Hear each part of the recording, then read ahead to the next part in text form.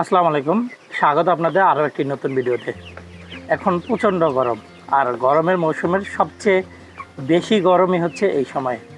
আর এই সময়টায় যারা মুরগির খামারি আছেন তাদের জন্য সবচেয়ে বড় টেনশনের বিষয়। আর এই গরমে মুরগি নিয়ে নানান ধরনের সমস্যা পড়ে থাকেন। এই সময় মুরগি প্রচণ্ড গরম সহ্য করতে পারে না, বেশিরভাগ সময় হা করে শ্বাস করে, মুরগি দুর্বল হয়ে পড়ে এবং বিভিন্ন রোগে আক্রান্ত হয়। পানি শূন্যতা সহ নানান ধরনের রোগ দেখা যায় এবং অনেক ক্ষেত্রে এই মুরগি মারা যায়। আজকের ভিডিওতে আলোচনা করব এই গরম কিভাবে মোকাবেলা করবেন, কিভাবে এই প্রচণ্ড গরমের ভিতরেও আপনার মুরগিকে সুস্থ রাখবেন এবং কোন কোন উপায় ও পদ্ধতি অবলম্বন করবেন।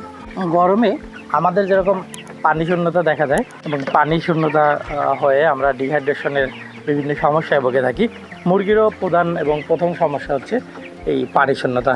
তো সেক্ষেত্রে যেটা করতে হবে সেটা হচ্ছে বারবার পানি পরিবর্তন করতে হবে, কারণ বারবার যখন মুরগির নতুন পানি পায় ও তখন পানিটা বেশি পান করে এবং বেশি পান করার কারণে ওর শরীরের যে স্বাভাবিক তাপমাত্রা ভারসাম্য সেটা বজায় থাকে। দ্বিতীয় আরেকটি বিষয় হচ্ছে পানির সাথে সামান্য পরিমাণে চিনি মিশিয়ে দেওয়া যেতে পারে, যেমন প্রতি 1 লিটারে 10 গ্রাম করে চিনি মিশিয়ে দেওয়া যেতে পারে এবং পানিটা যখন হালকা মিষ্টি হয়ে যাবে তখন মুরগি পানিটা বেশি পান করবে। আরেকটা উপায় হচ্ছে বিভিন্ন ধরনের ভিটামিন সি পাওয়া যায় বাজারে। একটা নির্দিষ্ট মাত্রায় ভিটামিন সির উপরেই লেখা থাকে কত লিটার পানিতে কতটুকু ভিটামিন সি দেবেন। তো ভিটামিন সি মিশ্রিত পানি দিলেও সেই পানি পান করলে মুরগির দেহের তাপমাত্রা স্বাভাবিক থাকবে এবং ও অতিরিক্ত তাপকে মোকাবেলা করতে পারবে। আপনার ভিটামিন সি বলতে আমরা যেরকম যদি প্রচণ্ড গরমে একটু লেবু এবং চিনি মিশ্রিত পানি খাই তাহলে আমাদের যেরকম ভালো লাগে, মুরগির ক্ষেত্রেও সেরকম। এছাড়াও মুরগির জন্য বর্তমানে পাওয়া যায় ইলেকট্রোলাইটও মুরগির দেহের তাপমাত্রা স্বাভাবিক রাখতে সহায়তা করে, মুরগির রুচি বৃদ্ধি করে এবং মুরগির যে পানি শূন্যতা আছে সেগুলো দূর করে এবং এই সময় যে বিভিন্ন রকমের পানিতে আয়োডিনের ঘাটতি পড়ে সেগুলো এই ইলেকট্রোলাইট পূরণ করে। তো সেক্ষেত্রে আপনি প্রতিদিন একবেলা ইলেকট্রোলাইটও ব্যবহার করতে পারেন। তবে খেয়াল রাখবেন যে একই সাথে ভিটামিন সি, একই সাথে ইলেকট্রোলাইট, একই সাথে আপনার পানিতে চিনি এগুলো ব্যবহার করা যাবে না, যে কোনো একটি ব্যবহার করতে হবে। এবং যদি আপনার খামারে সমস্যা শুরু হয় গরমজনিত, সেক্ষেত্রে ডাক্তারের পরামর্শ নিয়ে ব্যবহার করলে একটু ভালো হয়।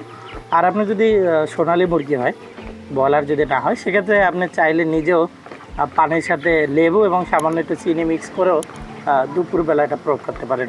আর ভিটামিন সি এবং ইলেকট্রোলাইট প্রয়োগের ক্ষেত্রে একটা বিষয় একটু খেয়াল রাখবেন, সেটা হচ্ছে এটা প্রচণ্ড গরম অর্থাৎ ঠিক দুপুরবেলা প্রয়োগ না করে একটু সকালের দিকে প্রয়োগ করলে ভালো হয়। তাহলে ও সকাল থেকে এটা খাওয়া শুরু করে এবং যখন প্রচণ্ড গরম পড়ে তখন ও গরমটা মোকাবেলা করতে পারে।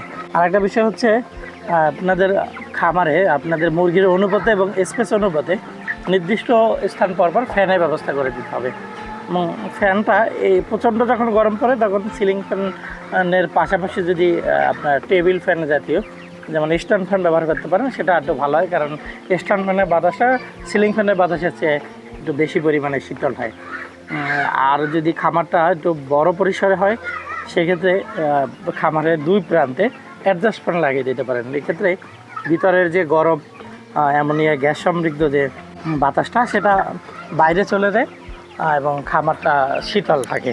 আরেকটা বিষয় হচ্ছে আমাদের খামার যদি প্রচণ্ড রৌদ্রের ভিতরে হয়, বর্তমানে এক ধরনের ড্রপার পাওয়া যায় যেগুলো টিনের চালে লাগায়, মোটরের সাথে যুক্ত থাকে। সেগুলো চালু দিলে পুরো টিন জুড়েই বৃষ্টির মতো পানি পড়তে থাকে এবং টিনগুলো শীতল থাকে। আর টিন শীতল থাকা মানেই আপনার শেডের ভিতরটাও শীতল থাকে। এছাড়াও যদি আরও আপনার খামারে সমস্যা দেখা দেয় সেক্ষেত্রে আপনি যে স্প্রে মেশিন আছে সেগুলো দিয়ে হালকা পানির ঝাপসা চতুর্দিকে দিয়ে দিতে পারেন। তো আমার মনে হয় যে পদ্ধতিগুলোর কথা বললাম এগুলো যদি আপনি অবলম্বন করেন তাহলে আপনার খামারের গরমের তাপমাত্রা কমে আসবে, আপনার মুরগির পানি শূন্যতা দূর হবে এবং তারই সাথে ওদের অতিরিক্ত তাপমাত্রা মোকাবেলা করারও ক্ষমতা বৃদ্ধি পাবে। আশা করি এই ভিডিওটি আপনাদের কাজে লাগবে। এরকম আরও যদি আপনারা ভিডিও পেতে চান তাহলে আমাদের চ্যানেলের সাথেই সম্পৃক্ত থাকুন। আর যদি কোনো মন্তব্য থাকে তা কমেন্ট বক্সে জানাতে পারেন আর চ্যানেলটি সাবস্ক্রাইব করে আমাদের সাথে থাকুন। আমাদের ফেসবুক পেজেও ফলো করে রাখুন আমাদের নিয়মিত ভিডিও ফেসবুকে পেতে হলে। ধন্যবাদ সবাইকে।